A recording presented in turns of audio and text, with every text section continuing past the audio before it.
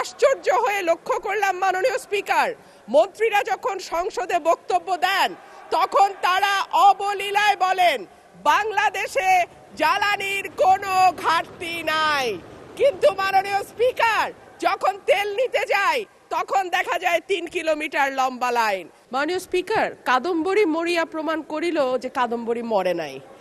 আমাদের তেলের দাম শেষমেশ বৃদ্ধি হইল মাননীয় স্পিকার, কিন্তু তার আগে আমরা দেখলাম কয়েক কিলোমিটার জুড়ে লম্বা লাইন।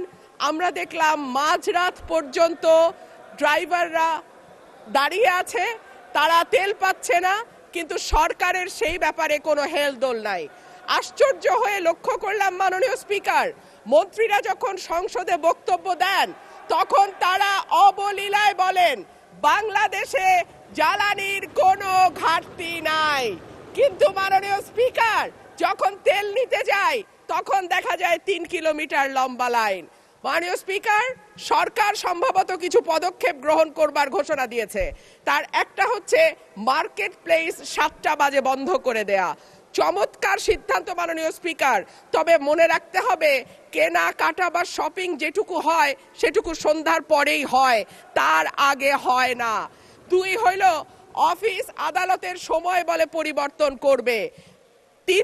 5 দিনের জায়গায় 4 দিন বা 3 দিন তারা কর্মঘণ্টা ঠিক করবে, কিন্তু প্রশ্নটা হচ্ছে যদি জ্বালানির কোনো সংকটই না থাকে তাহলে এত লম্বা লাইনই বা কেন, দামই বা বাড়াইতে হয় কেন, অফিস কর্মসূচি সময় পরিবর্তন করতে হয় কেন? এই প্রশ্নগুলো তো ওঠে মাননীয় স্পিকার।